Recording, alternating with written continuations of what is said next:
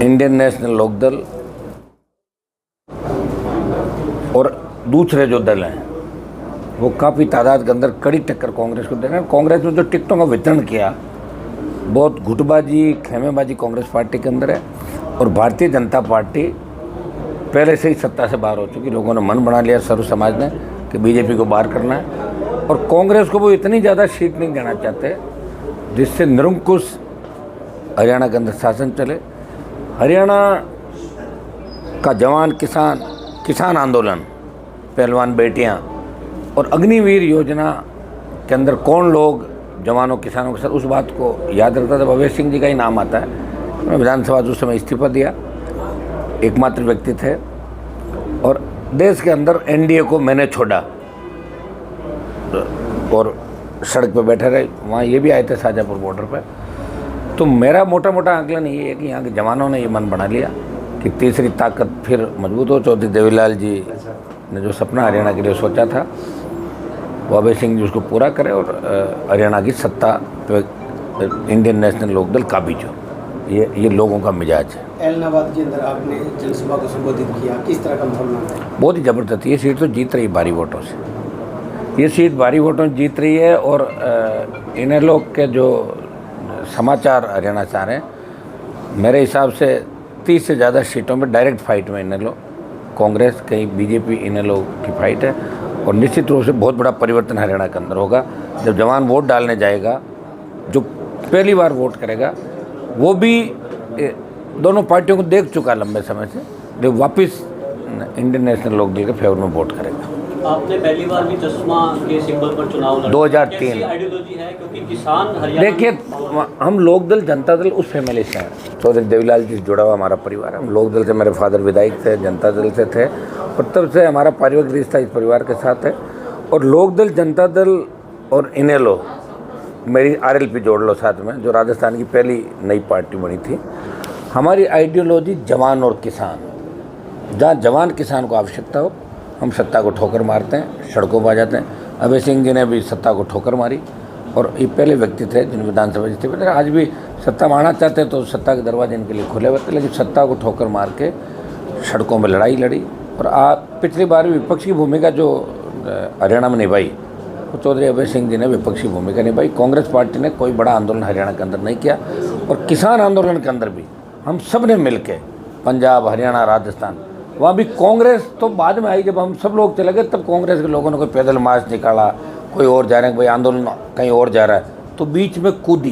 तो कोई बहुत बड़ा कांग्रेस पार्टी का रोल नहीं था। मैं तो कांग्रेस को देखता हूँ, मैं तो ये तो इस बार इंडिया अलायंस अगर नहीं होता तो कांग्रेस पार्टी की स्थिति बहुत खराब होती। राजस्थान में भी जो 11 सीट कांग्रेस जीती, वो इंडिया अलायंस की वजह से 11 आई, नहीं तो दोनों बार 0-0 पे थी। और अभय सिंह जी ने बात जब कही, तो आप हर स्टेट को उठा के देखोगे कि कांग्रेस से लोग ज़्यादा खुश नहीं देश के अंदर। 60 साल कांग्रेस को भी परखा है, भारतीय जनता पार्टी को अब परख रहे हैं देश के अंदर। और हरियाणा में जिस तरह जाट आरक्षण आंदोलन के समय बच्चों में गोलियां चलाई, आज वो जख्म भूले नहीं लोग उस बात को। एमएसपी, कर्ज माफ़ी, पानी, हरियाणा का जो खेत के सिंचाई का पानी, बिजली, ये प्रमुख मुद्दे, कानून व्यवस्था। और इन मुद्दों को इंडियन नेशनल लोकदल और इनकी जो सरकार बनेगी तो निश्चित रूप से इसको ठीक करेंगे। इस मामले में हरियाणा को विकास के नए आयाम मिलेंगे।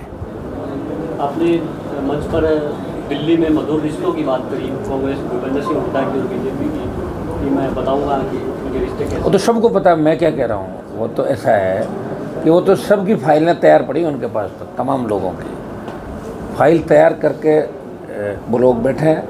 और इसीलिए अक्सर कांग्रेस के, मैं ज़्यादातर नेताओं को अमित शाह के ऑफिस के बाद चक्कर लगाते हुए देखता हूँ। ज़्यादातर लीडर आपके वहीं घूमते रहते हैं। और पहलवान बेटियों का चाहे मामला था, मैं पहलवान बेटियाँ हरियाणा की थी, हमारे समाज की थी, हमने लड़ाई लड़ी उस मामले में मजबूत तरीके से।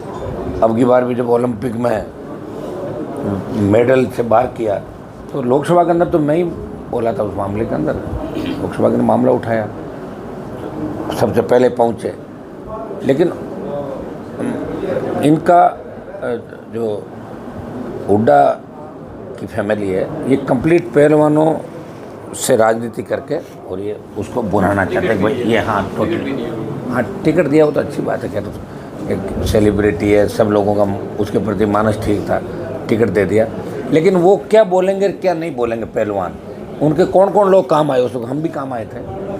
मेरी जब RLP चुनाव लड़ रही थी राजस्थान में, मेरे लिए तो नहीं बोले, एक शब्द नहीं बोले। वो क्या बोलेंगे, उनका बयान क्या होगा, वो हुड्डा जी तय करते हैं कि ये बयान उनको देना है, ये काम करना, ये आंदोलन ऐसे करना, ऐसे करना। ये वही उन्होंने चलाया था सारा। लेकिन हमें तो उनका साथ देना था। आगे भी अगर ऐसी आवश्यकता पड़ेगी, किसान के बच्चे परेशान होंगे तो निश्चित रूप से हम साथ देंगे। अग्निवीर योजना को लेके, अग्निवीर खत्म हो, इसको लेके बड़ा आंदोलन करेंगे। एक बार हरियाणा के चुनाव समाप्त हो जाए, हमारे वहाँ भी उपचुनाव, राजस्थान के अंदर 7 जगह उपचुनाव के बाद, हरियाणा के चुनाव के बाद अभय सिंह जी और हम मिलकर एक बार दिल्ली को वापस घेरेंगे और अग्निवीर को समाप्त कराएंगे, जिससे हमारे बच्चे सेना के अंदर जा सके। सेना के सम्मान को जो ठेस लगी है, वो सेना का सम्मान वापस लौटे। इसको लेकर हम बड़े आंदोलन की तैयारी देश भर के अंदर कर रहे हैं। आज प्रचार का आखिरी दिन था। आज भी मैं 4 रैलियां करके आया।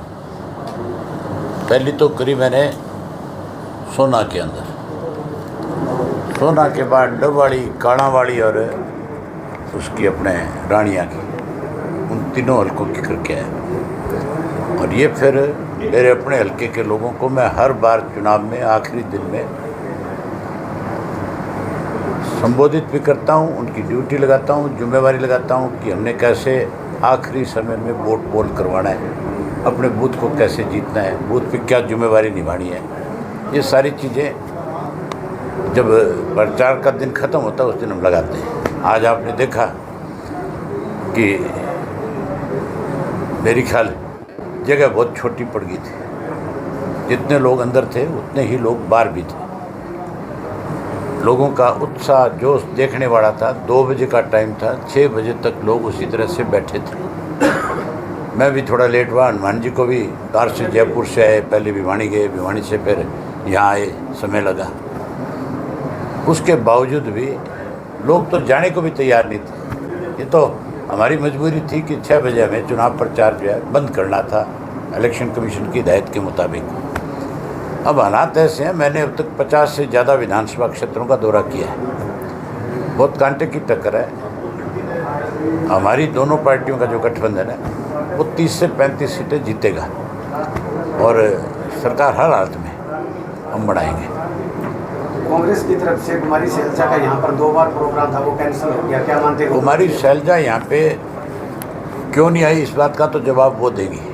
लेकिन मैं जो समझता हूँ, जो कांग्रेस का उम्मीदवार है यहाँ पे, उसकी जो भाषा शैली है, जो बोलने का तरीका है, उससे कोई भी आदमी मतलब सहमत नहीं हो सकता। उसके परिवार के बच्चे भी सहमत नहीं होंगे, क्योंकि बच्चे आजकल पढ़े लिखे हैं। वो इसके अपनी फैमिली के बच्चे भी जब उसकी बात सुनते होंगे तो वो भी ज़रूर ये कहते होंगे कि भी हमारा ताऊ है, हमारा चाचा है। शायद इस आदमी को मतलब एक उम्र में हर आदमी को समझ आ जाती है हर चीज़ की। वो तो अब बुढ़ापे की तरफ जा रहा है, तो भी उसकी भाषा में कोई परिवर्तन नहीं है। भद्दी भाषा बोलना, अपने बच्चों के बीच में बैठ कर के गालियाँ देना, किसी से टेलीफोन पे अगर आपने बात करी, आपने उसके बारे में कुछ लिख दिया, कुछ बोल दिया किसी पत्रकार ने, उसको धमकाना, डराना, ये सारी चीज़ें गलत है। और शैलजा के लिए जो भाषा उन्होंने बोली कि शैलजा यहाँ क्या मांगती है, शैलजा का यहाँ क्या रखा है, यहाँ तो सब कुछ हुड्डा का है, तो फिर शैलजा इतना तो कम से कम है, मान के चलो खुदार है, नहीं आएगी। मुझे तो लगता है इसी वजह से नहीं आई। और क्या कारण है वो खुद बता सकती है, जब आप मिलो तो पूछ लेना। आखिरी टाइम में क्या है अपील क्या करोगे? मेरा पूरे प्रदेश के मतदाताओं से आपके माध्यम से अपील है कि हर व्यक्ति, चाहे वो युवा है, चाहे बुजुर्ग है, चाहे माता बहन है, वो सब मतदान करें। और मतदान करने से पहले 10 साल कांग्रेस का राज, 10 साल बीजेपी का राज और 5 साल चौधरी ओम प्रकाश चौटाला के राज की तुलना करें। अगर उनको लगे कि हमारे 5 वर्ष के राज में हरियाणा प्रदेश में विकास ज़्यादा हुआ है, हरियाणा प्रदेश की तरक्की हुई है, हरियाणा प्रदेश में सड़कों का जाल बिछा है, हरियाणा प्रदेश में पीने का स्वच्छ पानी मिला है, बिजली की आपूर्ति ज़्यादा हुई है, लोगों को सरकार आपके द्वार कार्यक्रम के तहत ज़्यादा ग्रांट मिली है, गांव का विकास हुआ है, तो फिर उनको एक एक वोट जो है ऐनक के सामने का बटन दबा करके, और जहाँ हमारा सहयोगी बीएसपी खड़ी है उसके हाथी के सामने का बटन दबा करके वोट कास्ट करके सरकार अपनी बनानी चाहिए। 20 साल का वनवास अब हरियाणा की जनता को ख़त्म कर लेना चाहिए। शांति व्यवस्था बनी रहे, एक दिन बीच में रह गए, उसके लिए क्या कुछ है? शांति व्यवस्था बनी रहे वोटिंग के दिन कोई नहीं? हाँ, मैं चाहता हूँ कि बहुत शांतिपूर्वक तरीके से चुनाव संपन्न हो, और मुझे उम्मीद है हरियाणा में कभी भी चुनाव में कोई दंगे नहीं हुए आज तक, कोई बूथ कैप्चरिंग नहीं हो सकती। आपसी भाईचारे के साथ लोग अपना मतदान करते हैं। अब की बार भी आपसी भाईचारे के साथ मतदान करेंगे।